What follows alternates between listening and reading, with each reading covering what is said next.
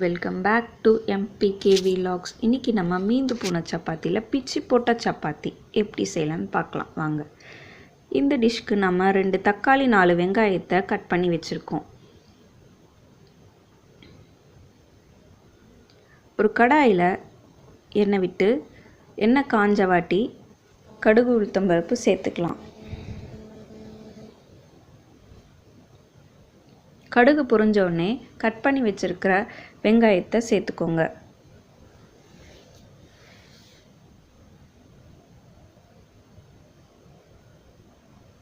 வெங்காயம் நல்லா பொன்னிறமாக ஆற வரைக்கும் வதக்கி விடுங்க.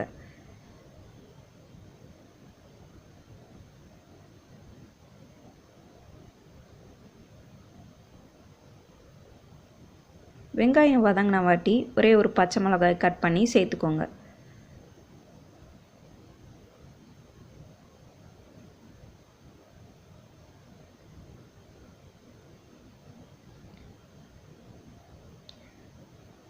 நம்ம கட் பண்ணி வச்சுருக்க தக்காளி சேர்த்துக்கலாம். தக்காளி சேர்த்து நல்லா வதக்கி விடுங்க.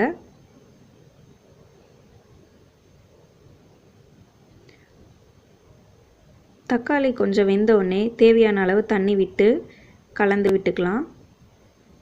தக்காளி நல்லா கொல கொலன்னு வேகணும், அதுக்காக தான் தண்ணி சேர்த்துக்கிறோம். கூடவே உப்பையும் சேர்த்துக்கலாம். தேவையான அளவு கல் உப்பு நல்லா கலந்து விட்டுக்கோங்க. கொதி வந்த வாட்டி தேவையான அளவு மிளகாய் பொடி, உங்கள் காரத்துக்கு ஏற்றாப்படி ஒரு பச்சை மிளகாய் சேர்த்துருக்கோம். தேவையான அளவு மிளகாய் பொடி சேர்த்து நல்லா கிளறி விட்டுக்கோங்க. தக்காளி நல்லா மசியணும், அது வரைக்கும் கொதிக்கட்டும். இப்போ நல்லா தக்காளி மசிஞ்சு வந்துருச்சு. இந்த ஸ்டேஜில் நம்ம பிச்சு போட்டு வச்சுருக்க சப்பாத்தியை சேர்த்துக்கலாம்.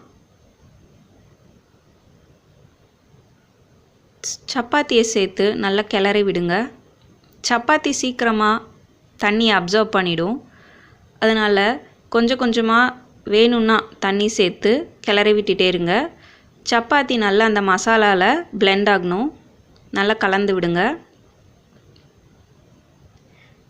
அடி பிடிக்காமல் நல்லா கிளறிட்டே இருங்க.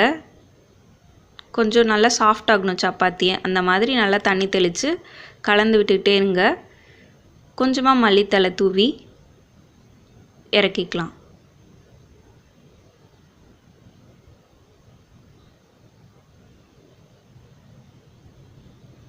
இப்போ நம்ம பிச்சு போட்ட சப்பாத்தி ரெடி ஆயிடுச்சு. இந்த டிஷ் உங்களுக்கு பிடிச்சிருந்தா சப்ஸ்கிரைப் பண்ணுங்கள், ஷேர் பண்ணுங்கள், கமெண்ட் பண்ணுங்கள்.